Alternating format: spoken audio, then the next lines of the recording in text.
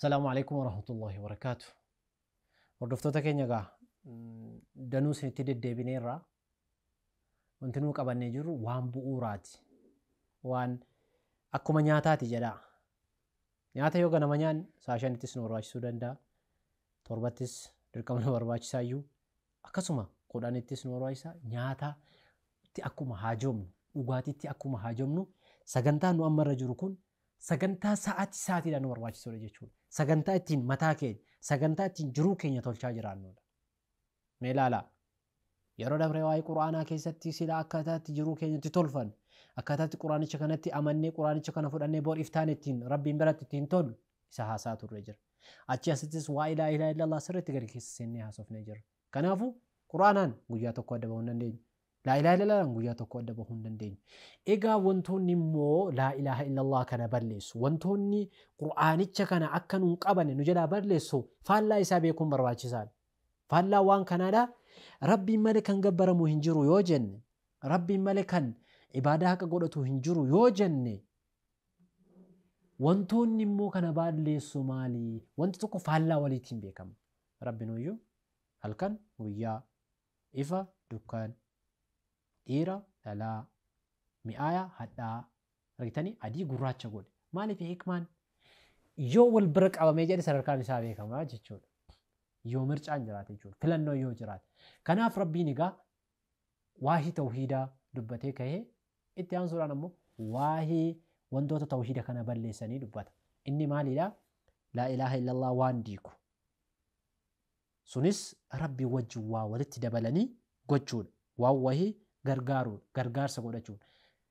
Kana jechuun ibaadaa salaata haa ta'u, sooma haa ta'u, hajji haa ta'u, zakaa haa ta'u, wantoota silaa ibaadaa ta'an, qaraatii haa ta'u, gocha qalbii kamiinuu haa ta'uudha.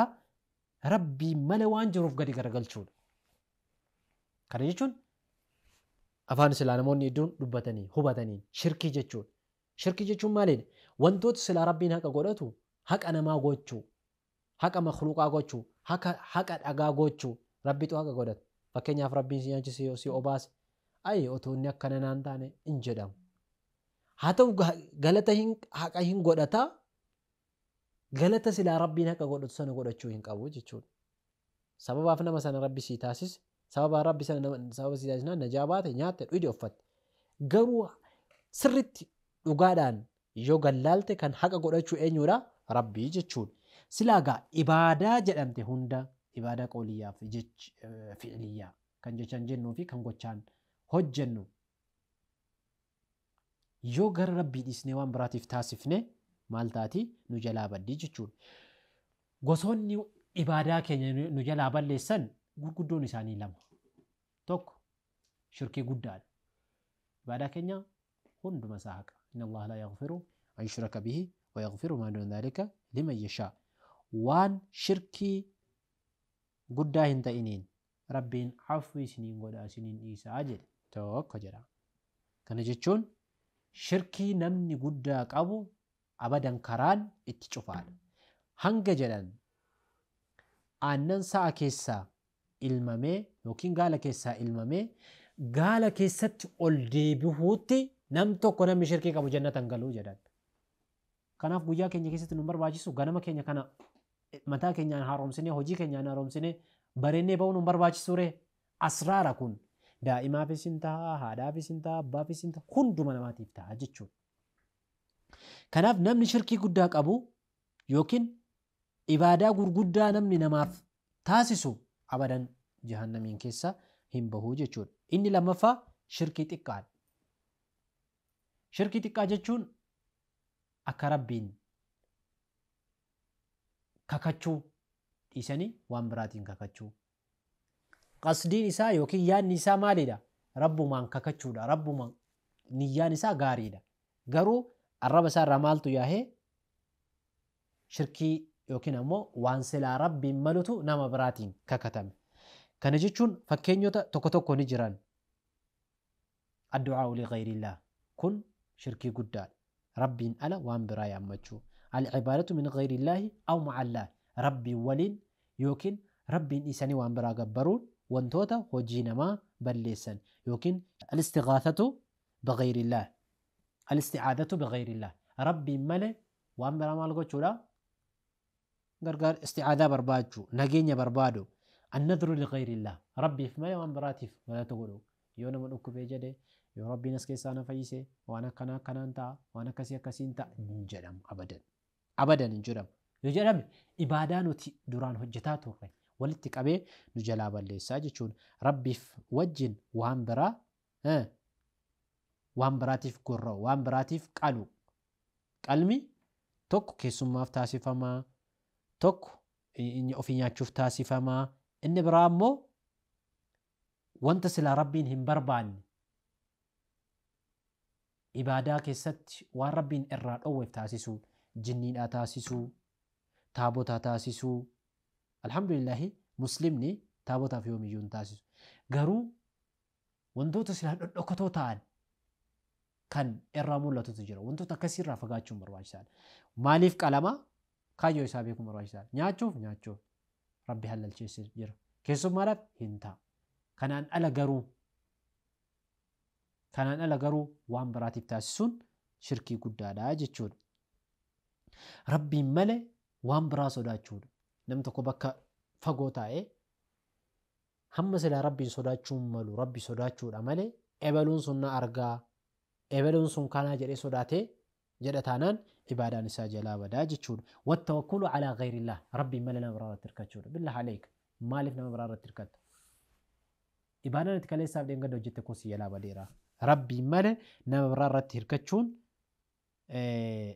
shirkii guddaadha akkuma jalqaba irratti isiniif kaase rabbiin maal jedhaa jala sararee abadan kan jijjiiramuu hin dandeenye abadan kan jijjiiramuu hin dandeenye namoonni rabbitti waa dabalan hundi isaaniitu bor jahannamiin seenan araaramni isaaniif hin godhamu inna allaha laa yaghfiru an yushraka bihi wa yaghfiru maa duna dhalika liman yashaa rabbiin waan shirkii asiinan dhiisaa jedhe billah aleekum shirkii dhiisaa jechaan gochaan waan dubbatan deebi'aa waan arrabni keessan jedhu gur keessan dhagahuu qaba waan rabbi walitti na buusu jedhe laata eeyyeen daftee toobachuu yeroo hedduu namni waan arrabni isaa jedhu gurraan dhagahu nama aqlii qabu akkuma hayawaanaa yookiin immoo akkuma nama aqlii hin qabne waan arraba isaarraa bahu shirkiyyaata jechaa hedduu isaa dubbataa oolla kun of eeggannoo barbaachisaa jechuudha.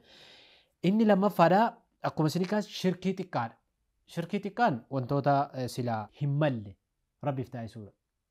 Namni tokko salaataaf ol ka'ee yookiin sadaqaaf ka'ee salaatichi sana keessatti namni jabaa wahii dhufee fuuldura nama wayiitti salaataa niyyaan isaa ebaluun akkana arguuf jabaa akkanaan jedhuuf hin qaraa ebaluun akka qaraanaan jedhuuf rabbiin deemaa jedhaan guyyaa qiyaamaa naafii miti kan taasisan kan sadaqattan naafii miti kan jihaaddan naafii miti jagna akka jedhamuuf namoota lolantu jiran namichi kennaadha rahmata qabeessa akka jedhamu nama kennatu deemaa jedhaan bakki keessan asii miti isin naaf hin kennine isin namoota kennitaniif san biratti deebihaa jedha.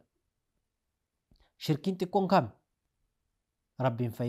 rabbiidhaan ala waan biraatiin kakachuu akka nama maashaa Allah washiita erga ati jettee fi siif rabbi erga siin jettanii wal bira qabuun hin ta'u. Rabbitu taayisaa waan rabbiin taayisuu barbaade immoo nama san rabbiin godhe sababa taayisaa jechuudha. Inni biraa immoo wantoota silaa ibaadaa namaa balleessan bor guyyaa rabbiin biratti nama saalfachiisan inni ijoon wantoota torba jajjabdootti jirtu. Inni tokko kabaa'ira jechuudha. Gochoota hamaa gurguddaa ta'an. Inni duraa akkuma isiniif kaase ashirku billaa rabbitti waa dabaluudha. As-sihr kun ganda mara seentee jirti. Nama rabbiin isa tiksee malee. Sihriin ganda mana nama hedduu seentee jirti. Kun waan hojii namaa balleessu waan guyyaa qiyaamaa rabbiin biratti nama yeellaayisu jechuudha. Qatlu nafsi bighayri al-haqq. Ajjechaa nafseeti. Ajjechaa nafsee kallattiidhaanis alkallattiidhaanis rabbiin biratti nama gaafachiisa. Akkasuma daa'ima garaa keessa jiru ajjeesuunis ajjechaadha. Namoonni tokko tokko karaa malee daa'ima fudhatanii daa'ima san garatti balleessan ajjeesanii jechuudha. Sun qatlu nafsiin taha jechuudha. Aklu maalil yatiim qabeenya yatiimaa nyaachuudha. Qabeenya yatiimaa nyaachuun bor guyyaa qiyaamaa jahannamiin sitti ta'a.